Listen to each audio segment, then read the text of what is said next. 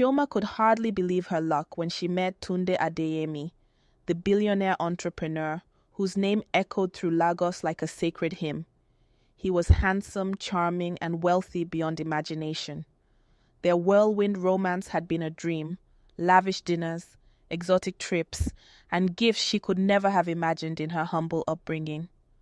When Tunde proposed, the world seemed to hold its breath.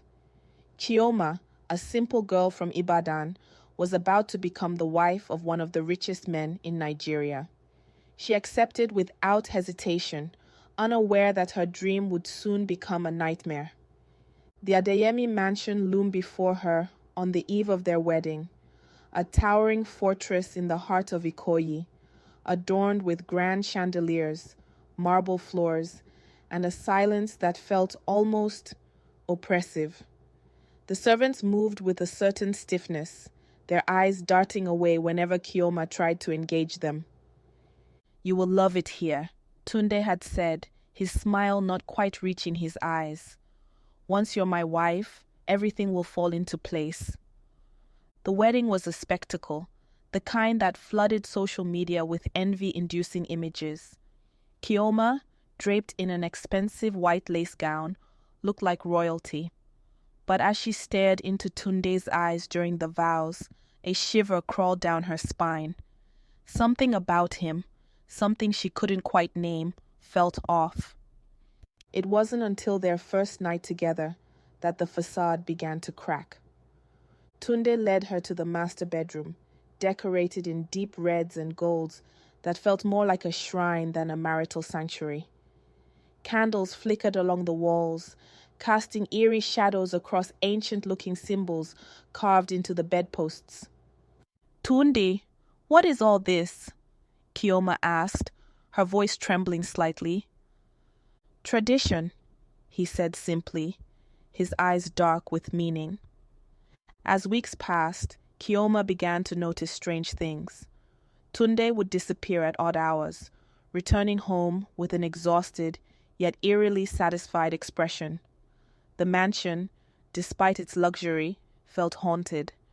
Whispers that couldn't be traced, cold spots in warm rooms, and servants who refused to make eye contact.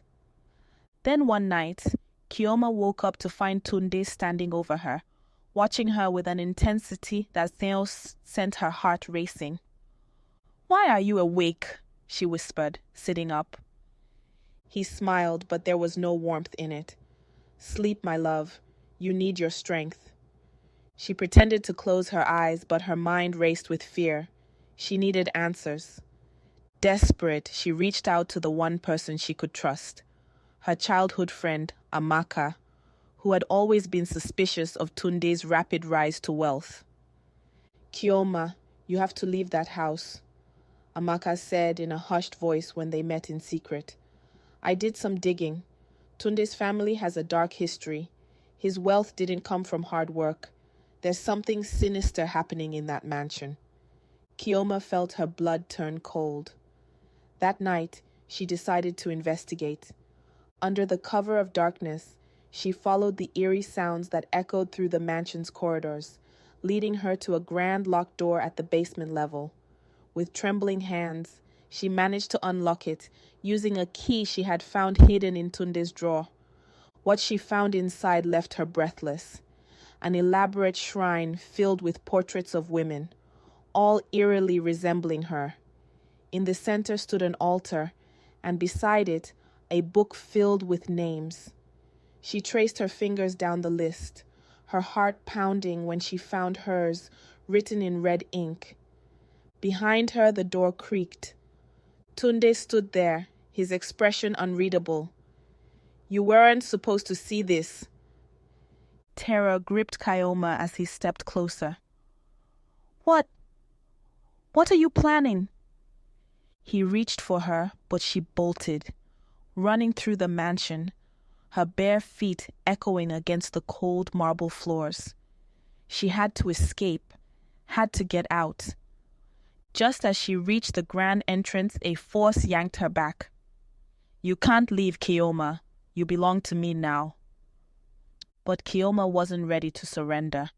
With all the strength she had left, She struck him with an ornate vase, sending him crashing to the floor.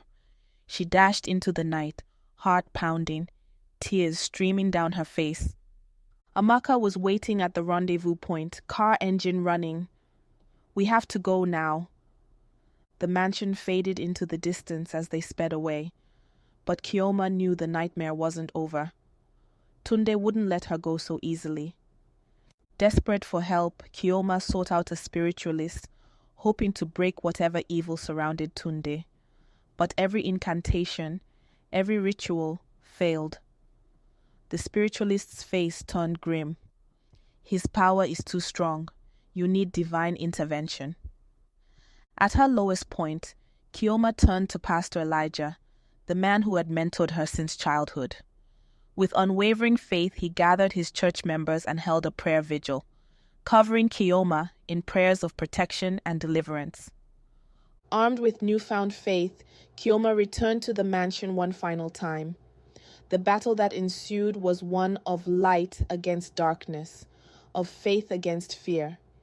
And in the end, Chioma stood victorious, watching the once grand mansion burn to the ground, taking Tunde's secrets with it. But the scars of her ordeal remained.